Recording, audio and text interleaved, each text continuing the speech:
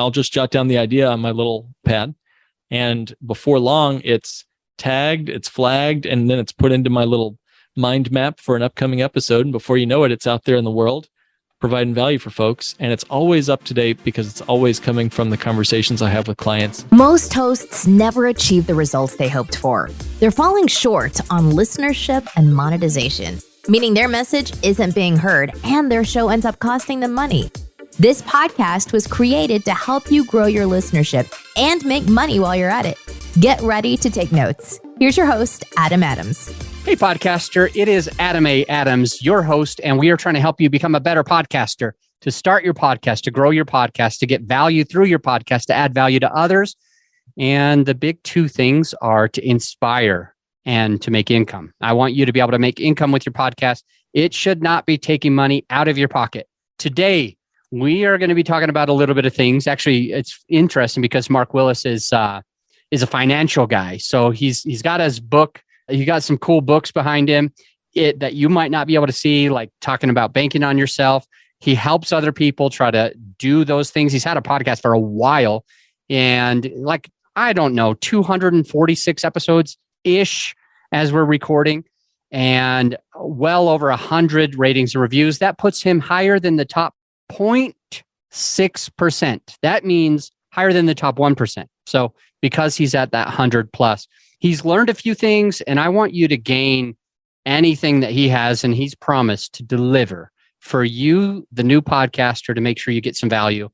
His bio's in the show notes. The link to his podcast, which is called Not Your Average Financial Podcast, is also in the show notes. Would be grateful if you checked it out and even gave him a rating and review that he deserves. And let's get started. What's up, Mark? How are you? Hey, Adam. Glad to be on, man. It's good to have you. And I'm looking forward to getting your experience and extracting everything that you've learned over, let me just pull this up as we're recording 261 episodes. Oh my gosh. I will tell you, I think that's more than I have today. Might either be persistence or insanity. I'm not sure which. Maybe a little of both. So I want to start here. Mark, why did you even start a podcast? I'm curious, who told you to do it? How long you've been thinking about it? Why you did it? What you thought you'd get out of it? These are kind of like my thoughts. And I think that the listener would probably want to hear, why did you start it? What were you thinking? And then later, maybe we could talk about if you're getting the value that you wanted to get from having the podcast. So why'd you start it? Sure. It was a moment of laziness. To be quite candid with you, I was getting the same questions asked of me. We work with clients all over the country, all over the world, and we deal in very not so average financial strategies, as the title of the podcast reveals. And to be honest, that brings a lot of unique questions and objections and just the typical exploration phase of most potential clients and existing clients. They're having regular and reasonable questions as they engage their financial plan that we implement for them and set up for them all across the country. And so it was those regular questions we were having that brought up the questions of, hey, how do we make this financial plan work? And so every episode for the first 10, 20, 30 episodes was, how do you overcome a particular objection? And yeah, so my idea of laziness was, how do I just answer this question, this recurring question one time in a really thoughtful, thought-provoking way that brings value to the listener? And then when my client or potential client asks me the same question again, I'm ready to go. I've got that episode ready to rock. Awesome. I'm going to share something. I'm going to basically talk to you, Mark, but I really want the listener to hear this also. I'm taking notes in the chat box of the Zoom, and it has distracted Mark once or twice. I wouldn't say you could tell, but I could tell that he was looking at it and being like, is Adam trying to tell me something? Well, this is how I take my notes. And what I like about using the note area, like the chat area, is that it gets saved. And so my team that does the editing and post-production, they see everything that I was thinking along the way. I think it helps them to be able to pick and choose. So Adam, and I got to just say, your episodes, everybody give Adam a 5-star review just for that, because that and your incredible episode about getting your best top number one rated guest by reaching out to their Facebook friends that you did a few episodes ago in the feed. You have such great creative ideas. People need to be putting you up on their 5-star review. Leave a big comment, leave a big review for Adam because he puts a lot of energy into his solo episodes. So anyway, I'm not just blowing sunshine here, man. You do a great job on your show. I'm really grateful for you saying that. It makes me feel really good inside. Now we like each other better and our banter is going to be even more perfecter. That's good language. You're supposed to say more perfecter. That's right. That's right. So I'm going to repeat back a couple of things that Mark said. Unique questions, objections. He had laziness. So he's thinking to himself, all of my clients want to know a few different things. They're always curious about a couple of things. They're asking me a couple of things. I'm kind of getting tired of saying the same stuff. Why don't I perfect the response, put it in an episode, and I could say, to answer your question, go to episode 10. To answer your question, go to episode 30. I did that as well for my real estate podcast that I ended up selling almost 3 years ago. And I had this podcast and I wanted to kind of switch gears and start serving more podcasters. So I sold that show, but as I had it, I recall distinctly episode 242 on that old podcast. It had like 600 episodes when I sold it. 242 helped people learn how in real estate to find a good market. It was like so detailed and everybody was asking me, how do I find a good market? What's a good market to invest in? And it's like, look, you can't really share what is a good market to invest in because tomorrow Amazon could do this. Tomorrow oil and gas could do this. Tomorrow government could do this. Tomorrow there could be a catastrophe. There could be floods. There could be earthquakes. There could be who knows what. So it can be really This has nothing to do scary. with financial planning, by the way, right? No, not this part. Maybe it does actually. Yes. But I'm thinking to myself, the problem is I can't just tell somebody invest in Denver because Denver's a great market, because the second that I record something, I don't know if tomorrow something's going to change. So instead, we carefully and consciously thought about all of the things that you've got to think through in order to make a market. And our laziness threw out about an hour and 10-minute episode where it gave all of the links to find all of the different parts, all of the considerations. For example, I'm just going to give a random example, an illustration. People always think that you need to look for crime. Look, what is the crime in a neighborhood before I invest in a neighborhood? And in that episode, we talked about A, how do you find out what the crime is?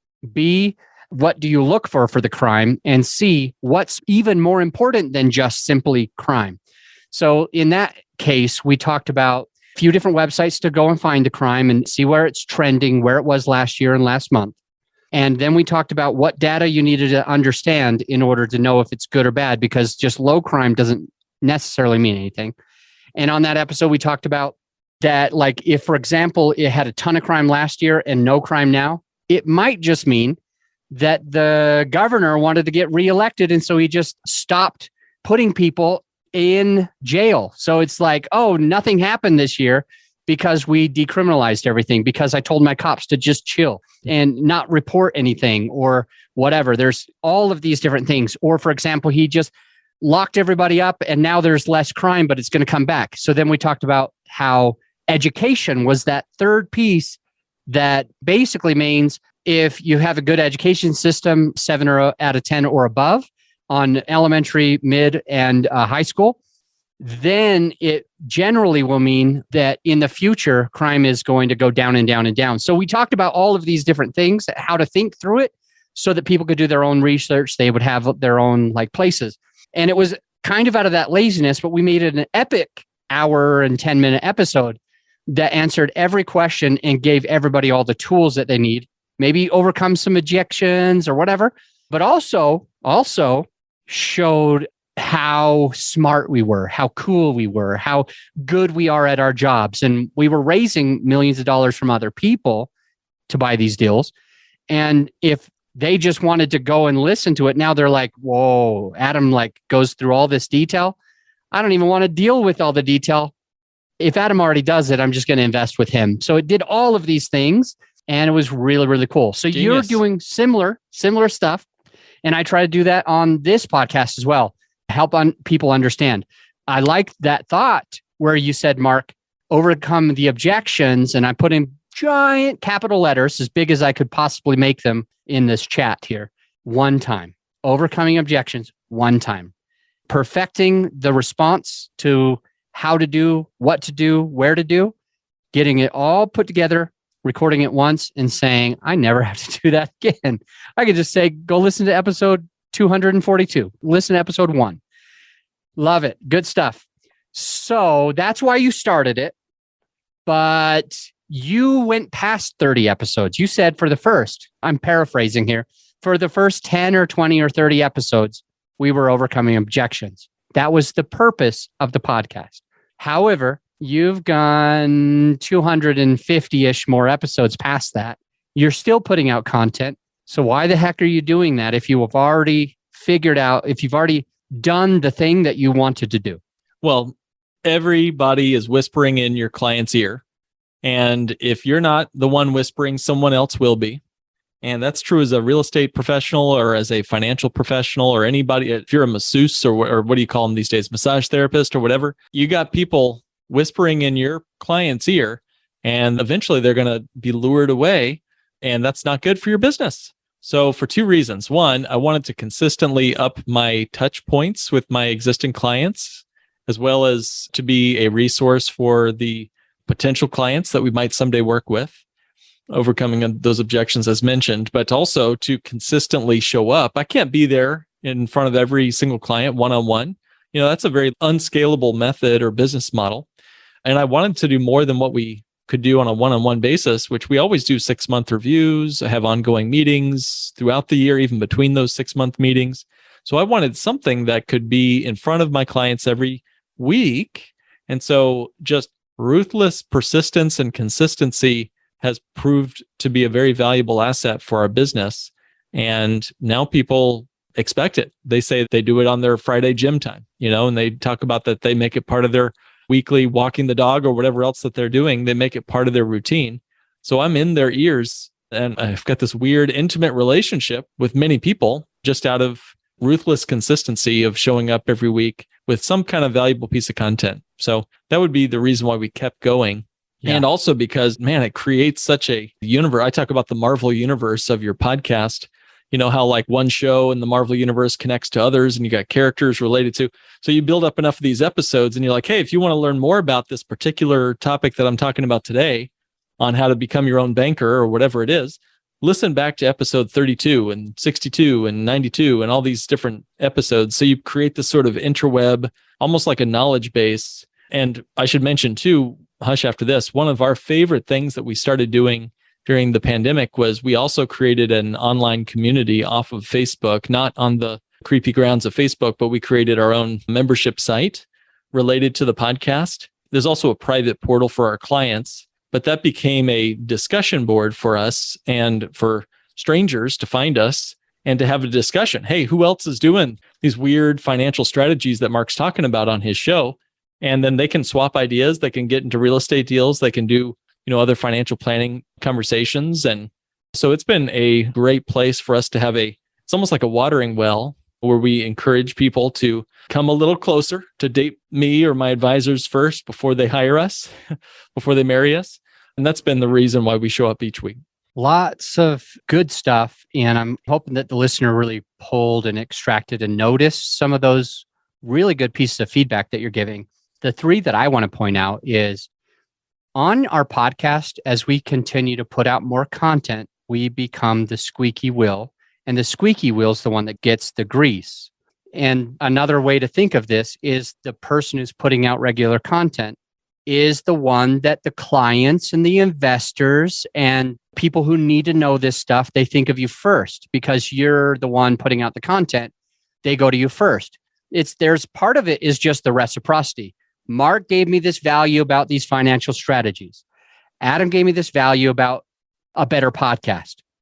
I want to hire somebody for financial planning. I'm going to go to Joshua. No, they don't do that. I'm going to hire someone to grow my podcast. I'm going to hire Sarah. They don't just do that because Sarah's maybe not putting out as much content as we are. And because of that, we're getting the grease. The squeaky wheel gets the grease.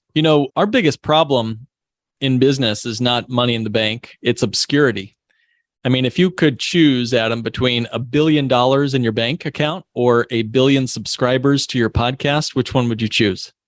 I would actually just say $1 billion in the bank account, bro. Bro. Well, hey, all right. Well, I'm good for that. If it's $1 billion, yeah, I'm good, man. I'm retired. I'll never work again. I'll just play with my kids. Think I would actually choose that. Well, you come call me as a certified financial planner if you end up with that billion, okay? For me, I'm asking for the 1 billion subscribers. Why? Because every time I'm talking to those guys, that's another opportunity to not just make 1 billion, but to make 10, 30, a trillion, whatever, right? I'm going nuts here with the numbers and the commas after the numbers here, but you get the picture. I'd rather have a large platform on which to speak, not to speak to a giant audience. I don't need 1 billion subscribers. We're not talking to 1 billion people. Yeah. But what if you just had 1,000 that could really love and lean on and anticipate what you're going to say next? Yeah. No, I'm with you. I mean, let's say you got 1,000 true fans or $1,000. I'd go with 10,000 true fans for $10,000. I'd definitely pick the fans. I'd definitely pick the subscribers. 1 million, that's where I'm pushing it. I'm like, should I just do this? No, I would still probably pick the subscribers. But bro, if I have to be honest, if you're going to ask me between 1 billion and 1 billion, I've got to go money this time. Mm-hmm. I have to go money because I'm good. I'm with you on that. But hey, guess what? Subscribers are another way of saying future money. And as you know, as a podcast expert, you know that over time, those subscribers, some of them will just fade away, but some of them are going to come a little closer, and you build that trust with them by showing up every week, giving them something that means something to them. And again, the biggest problem is not money in the bank. Your biggest problem is obscurity. So if we can overcome that problem, boy, we've got it made as a business owner. I want to point out a piece, and like, if you're listening, I don't say this to brag or put a number on things, just specifically more because I want to use real things, real numbers for you as you're listening so you can kind of understand what it may translate for you. And so I'm getting vulnerable by sharing some of our numbers. And this year, we'll probably pull in barely 7 figures. And we have 3,500 subscribers. So for example, 3,500 people download every episode, right? And that makes us about $1 million this year. And so when we think about it like this, if you're really serving those people, if you're really helping those people, 1 billion and 1 billion. If I had 1 billion subscribers, I'd probably be making like 6 billion a year or something based on these numbers. I don't need 6 billion per year. 1 billion would be more than I needed. So I'd probably just I got a foundation you could call. I'll leave the number after the episode. Yeah. The 3 things that I wanted to pull out is being the squeaky wheel by having that content. The second one is callbacks. The second big thing that I got from you is you were talking about mentioning other episodes. I frequently mention other episodes. Let me throw one example out. If you're listening to this and you haven't listened to the first 6 episodes of our podcast, the podcast on podcasting, boom, it's a course on having a top rated show. How do you want to launch and grow a top show?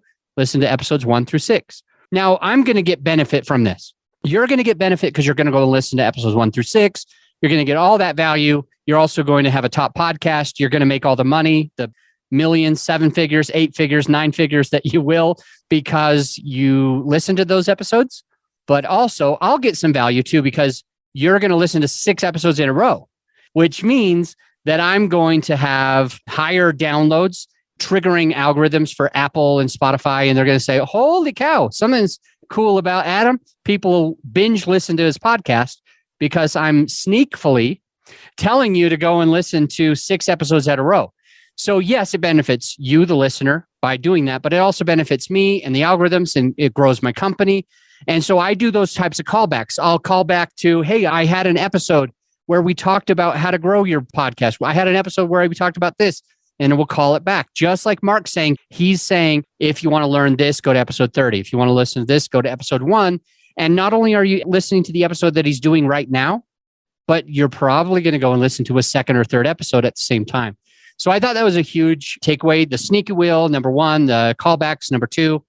Number 3 is kind of like having a second platform, a place where you can add more value and control your audience in a way, control the ownership of the audience without the vulnerability of if like the podcasts go down. And so Mark was talking about online Facebook community, a membership site and or private portal. Okay. These are places where you can send your people. They can get more value. They can be more involved in your stuff. Maybe a lead magnet would be a fourth option. Now they're on your email list as well, and you can stay in front of them. So these three things are super important. Squeaky wheel, this just means lots of content. After he did his first 10, 20, or 30 episodes to overcome objections one time, he continues to put out more episodes because he's staying in front of his people so they don't go hire that other financial planner that puts out more content than him. They come to him instead because he's the squeaky wheel. Callbacks, an online Facebook community, boom. So, Mark, if you had to pour into a brand new podcaster, let's say they're about to launch. I'm going to ask you two questions. Want you to pour into the person who's about to start. Give them like, what did you mess up on? How did you fix it? Something like that. And then I'm going to also ask you, somebody who's a new podcaster, like 2 years or less, they don't have 261 episodes. Maybe they have 30 or 50 episodes right now, but you've got something that can help that new podcaster kind of increase and grow. That's where we're going to go after the break. We'll be right back. Hey, my friend, as you know, this episode is sponsored by my company, growyourshow.com. We want you to be able to have the best tools at your disposal without costing you a whole arm and a leg. So right now you can get a free list of vetted equipment that like mics, mixers, webcams, sound treatment, editing software, everything that you need. I created the whole PDF with direct purchase links just to save you time and money, to help it be more convenient for you.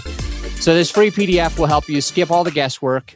If it's on there, it's vetted and approved by yours truly. And if it's not on there, it's probably not worth the money. So go ahead and get yours at growyourshow.com/PDF. Let's get back into the show. We're back with Mark Willis from Not Your Average Financial Podcast.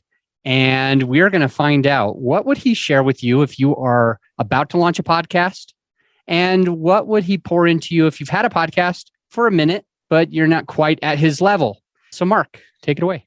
What do you want to get out of it would be the first one. So getting your wants and wishes and desires. It's just like having a financial consult with folks. First, we figure out the why and the what. Before we get down to golf clubs to choose, you need to know which direction you want to hit the ball. And it doesn't matter what incredible microphone you're using if you don't know what to say and why you're there. And you'll pod fade, as it's called. Pod fading means you just go away after a couple episodes, and most shows do. So the first thing I would say is figure out your why there. That's the obvious mindset question first. But then my tactic here would be to go on other people's shows and just talk about why you're doing your show and talk about why it matters to you. Even if it's not a monetized show, if you're just going on to talk about your obsession with hamsters or guinea pigs or whatever your show is all about, even if it's just for fun, passion project, just go on other people's shows to tell them about it, because that'd be a great way to ramp up the interest and to get your audience ship. Unless you just need to talk to your two friends and your very kind aunt who's willing to listen to every episode, you're going to need to find other people. And jacking audiences, as it's called, is one of my favorite ways to do it, because boy, you're getting in front of people as you are speaking to the host. You're speaking to a trusted audience, which is why I do podcast guesting, by the way, quite candidly. And the podcast that I make is not there to generate new leads. It's considered a marketing tool, not a lead generation tool.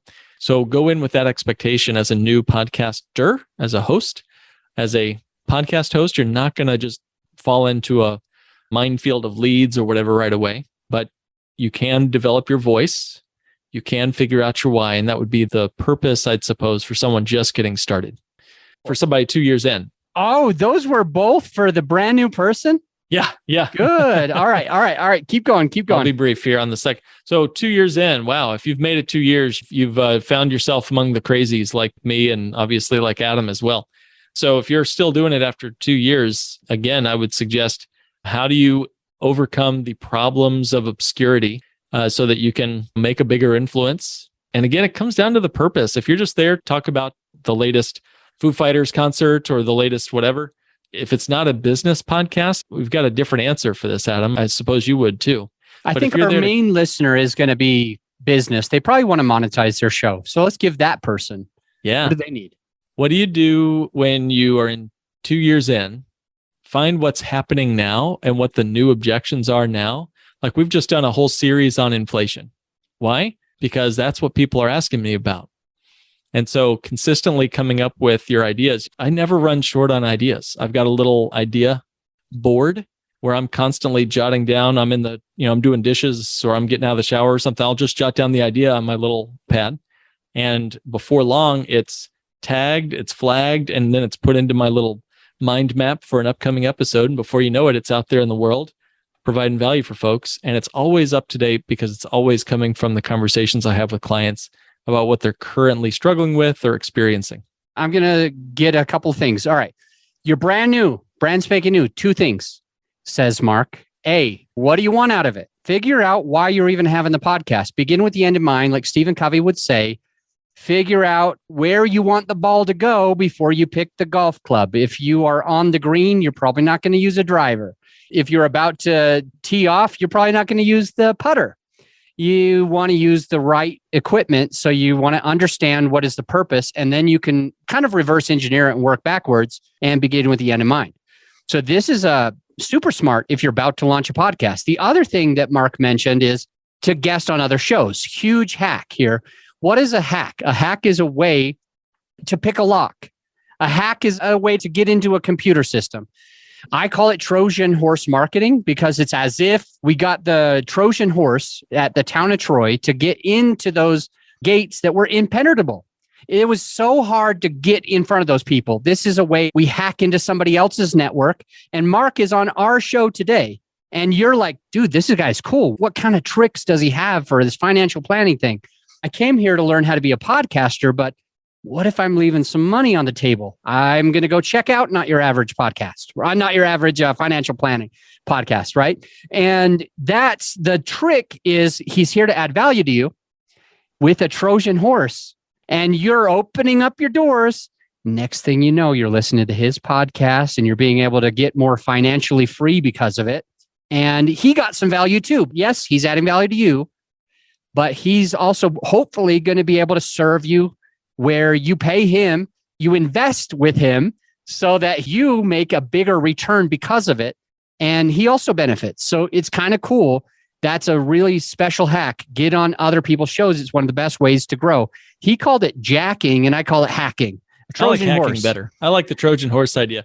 And hopefully it's meant with the best of intentions and win-win scenarios there. I mean, that's what all capitalism is. You trade your green dollar bills for the widget and everybody feels like they got a good deal. Otherwise, the transaction won't take place. So that's the same is true with shared trust and, going on other people's shows. So anyway, great stuff.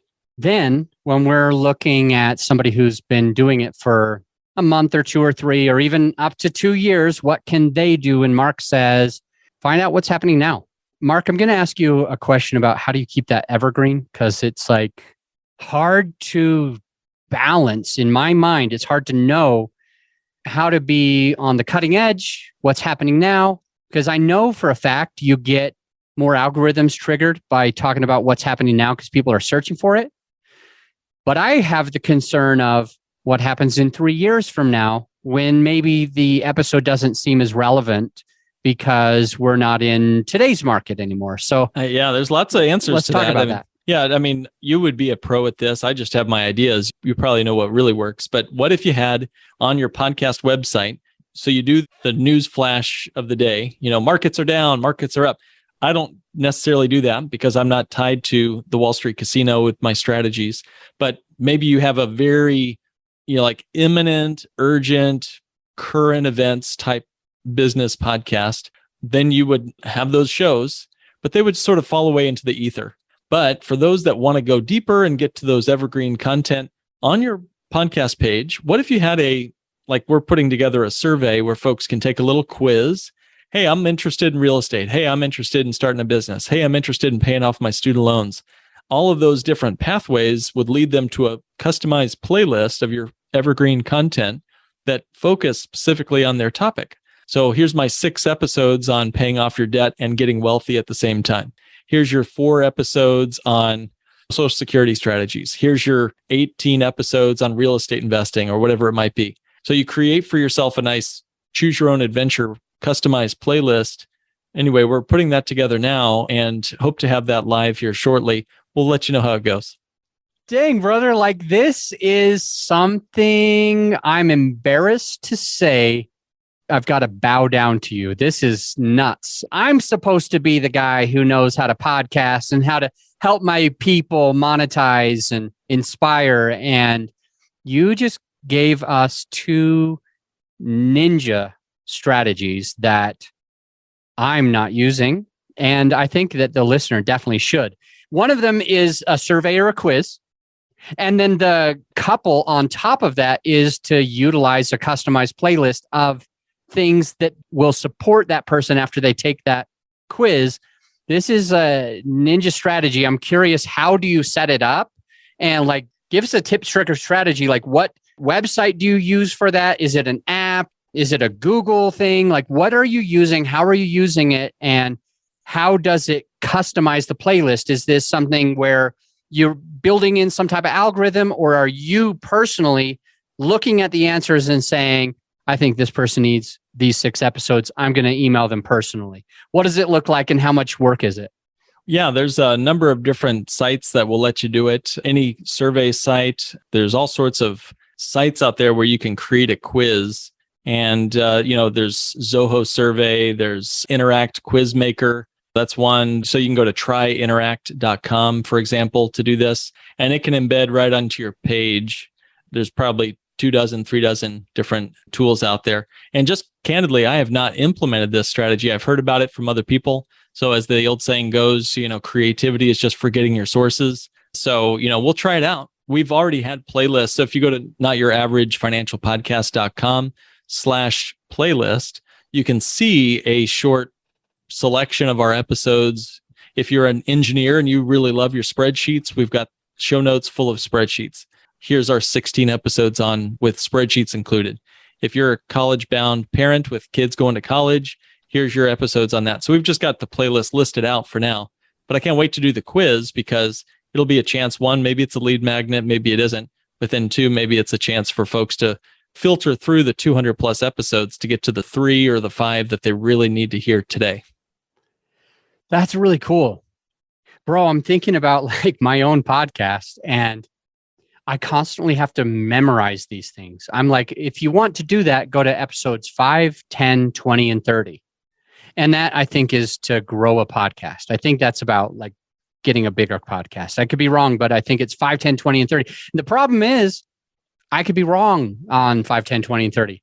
And the problem is that I barely can remember that. I can barely remember what it is or which the episodes are. Out of 200 and something episodes, it's starting to get hard. So I think I'm going to implement this. I think I'm going to have my team member who's editing this podcast, I'm going to have them email me and say, Adam, you told me to email you. You want to have a /playlist, mywebsite.com/playlist.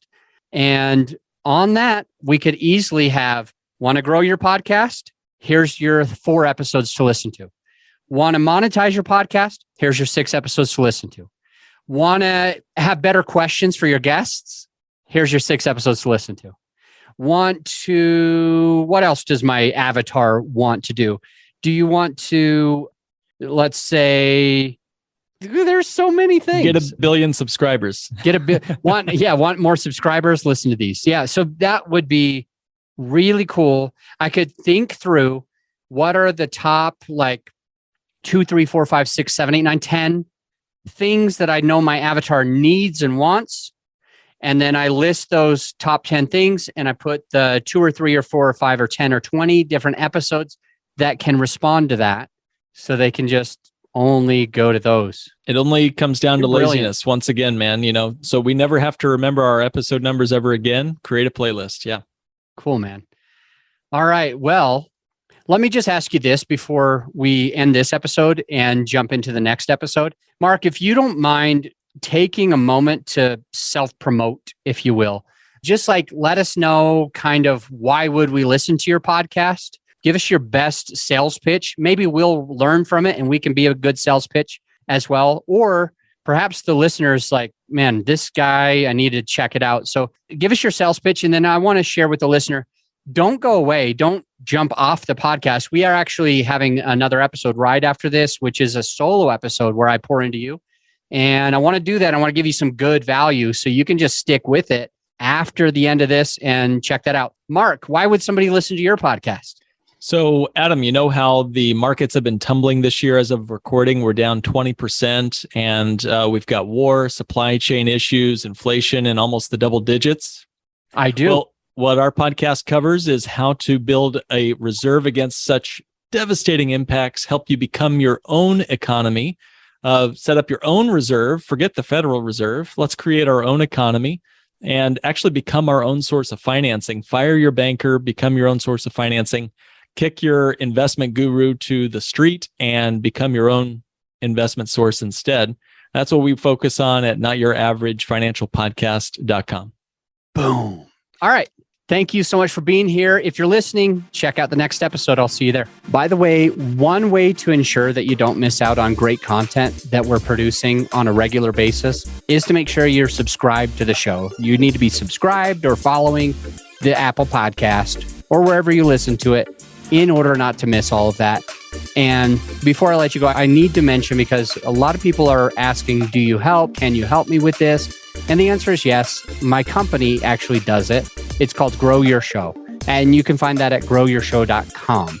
Our clients, they call us the easy button for podcaster because they simply have to record their episode. And they know that every single thing else is done for them. We sweat the hard stuff so you can be the star of your show. And if you would like help to make sure that we're editing and publishing and promoting and doing your social media, it's all in one place. And I think it's pretty affordable. You'll have to take a look for yourself. Just go to growyourshow.com and check us out. And by the way, I'll see you on the next episode.